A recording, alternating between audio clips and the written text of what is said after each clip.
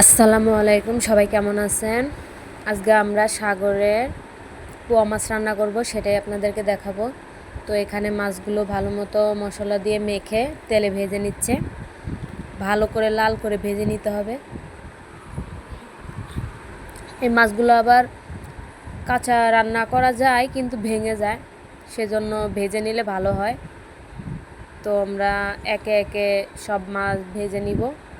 তো এখানে আস্ত মাছও আছে, আবার কিছু পিস করে কেটেও নিছে। তো সবগুলো আস্তে আস্তে ভেজে নিব লাল করে, তারপর হচ্ছে রান্নাটা করব।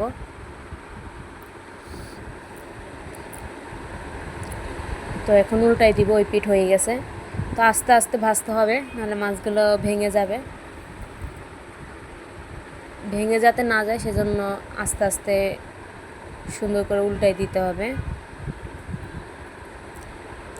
তো আমাদের এই পিঠ হয়ে গেছে। এখন ওই পিঠ হয়ে গেলে আমরা মাছগুলো নামাই ফেলবো।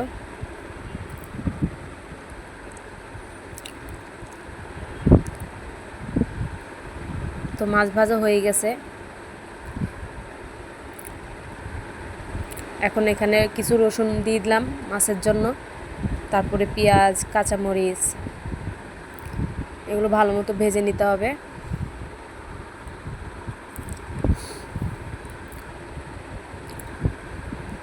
এগুলো প্রায় ভাজা হয়ে গেছে।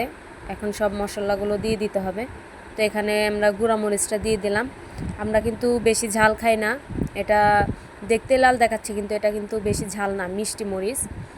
আর এখানে হলুদ দিয়ে দিলাম, তারপরে ধনিয়া গুঁড়া, তারপর কিছু পানি দিয়ে দিব যাতে মশলাটা পুড়ে না যায়। এখন এগুলো ভালো মতো কষাই নিতে হবে। কষানো হয়ে গেলে পরে আর কি মাছটা দিয়ে দিব, আগে কষাইতে হবে।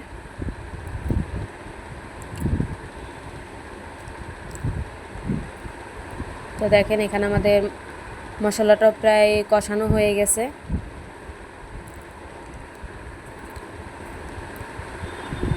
তো এখন পানি দিয়ে দিব। এখন সব মাছগুলো দিয়ে দিব। আর বেশিক্ষণ লাগবে না তরকারিটা হইতে, কারণ মশলা কষানো হয়েছে, তারপরে মাছগুলো আগে থেকে ভেজে নিছি। তো 5 মিনিট রাখলেই তরকারিটা হয়ে যাবে, 5-10 মিনিট। তো এখানে আমরা টমেটো দিয়ে দিব। এই পোয়া মাছের সাথে টমেটোটা কিন্তু অনেক ভালো লাগে। সব মাছের সাথেই খাওয়া যায়, কিন্তু এটার সাথে আমার আম্মু একটু বেশি মানে সবসময় টমেটো দিয়েই রান্না করে মাছ, সব মাছই রান্না করে টমেটো দিয়ে। তো আমাদের তরকারি হয়ে গেছে, এই জন্য আমরা জিরার গুঁড়া দিয়ে দিলাম, তারপরে ধনিয়া পাতা দিয়ে দিব। তো আমাদের মাছ রান্না হয়ে গেছে, দেখেন কত সুন্দর কালার, মনে হচ্ছে এখনই খেয়ে ফেলি, কিন্তু আসলে আমি তো মাছ খাই না, আমার আম্মু আব্বু খায়। আমি মাছ খাই না, কোনো মাছই খাই না, শুধু চিংড়ি মাছটা খাই। তো এখন নামাই ফেলবো। তো এদিকে আমরা আবার শাক রান্না করব।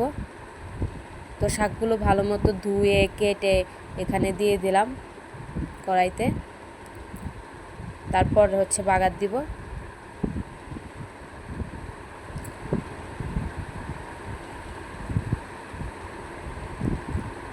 শাকটা হইতে থাক চুলাতে, তারপর হচ্ছে সব কিছু দিব, তেল, কাঁচামরিচ, পেঁয়াজ। এখন আগে যখন লাল শাক রান্না করতো, মানে ভাত মাখাইলে অনেক লাল হইতো, কিন্তু এখনকার লাল শাক সেরকম না, মানে ডাঁটা শাকের মতো। তো আমাদের শাক মানে হয়ে গেছে সেদ্ধ করা। তো এদিকে বাগার দেওয়ার জন্য তেল দিয়ে দিল, তারপরে রসুন, কাঁচামরিচ, পেঁয়াজ সব দিয়ে দিছে। তো এগুলো লাল করে ভেজে তারপর শাকটা দিয়ে দিবে। তো হয়ে গেছে লাল করে ভাজা, এখন শাক দিয়ে দিব। বেশি লাল করলে আবার খেতে ভালো লাগবে না, তিতা লাগবে।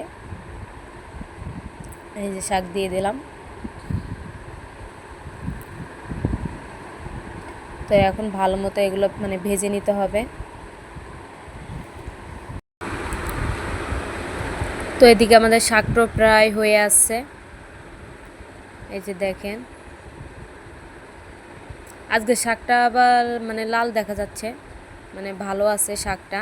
কিন্তু আগে শাক মানে আগেও রান্না করছিল লাল শাক, সে শাকটা ভালো ছিল না, মানে ডাঁটা শাকের মতো ছিল। আজকেরটা আবার দেখেন লাল আছে। তো এখনকার জিনিস সবই ভেজাল।